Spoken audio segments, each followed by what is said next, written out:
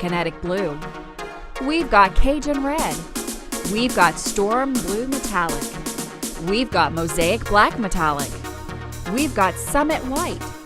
What are we talking about? Jack Burford Chevrolet Equinoxes. I don't know about you all, but I'm ready for the weekend. Until then, we've been getting the best in local news compiled for you. Here are the highlights for your Friday afternoon news brief. A pregnant woman was shot late last night in Richmond, but has luckily delivered her baby and is still currently receiving treatment for her injuries. The incident occurred around 12:40 a.m. this morning at the intersection of Fairview Avenue and East Main. Police reportedly found the female victim and rushed her to the hospital. She then had to undergo surgery this morning and was pregnant at the time of the shooting. Officials say they are still looking for the male suspect, who has now been identified as Tyler J. Gibbs, and he's apparently still at large. The investigation does continue. The victim has been identified as Kaylin L. Burton of Richmond. Anyone with information about this case or the whereabouts of Mr. Gibbs can contact the Richmond Police Department. Emily LaDouceur, the Berea City Council that was body shamed for giving a tour to elementary students while wearing leggings, has found support from the citizens of her city that she says she never could have imagined. LaDouceur was pinpointed on Facebook not for the tour, but for what she was wearing. The posts and scathing remarks regarding her clothing and her size have now garnered her national attention, which LaDouceur has taken in stride. WBON sat down with the local councilwoman and got her perspective on the fallout from the post, but more importantly, the overwhelming support that came about from the remarks.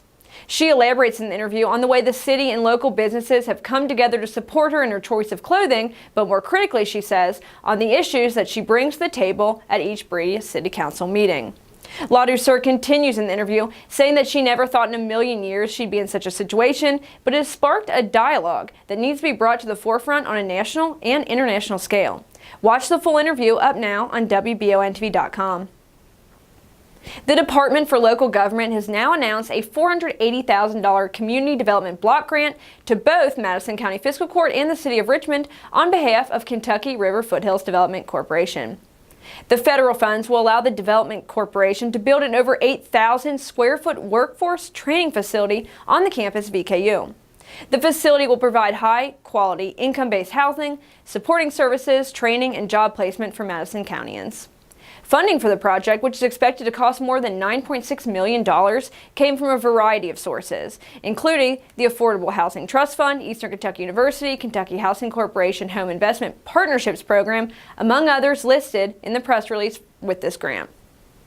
And the Kentucky State Police and the DEA are partnering on Saturday to encourage citizens to remove potentially dangerous medicines from their homes and then dispose of them safely. Collection will be taking place from 10 a.m. tomorrow through 2 p.m. Saturday, April 27th at 16 locations statewide, including here Post 7 at 699 the Eastern Bypass, where citizens can drop off their old or unused prescription medications.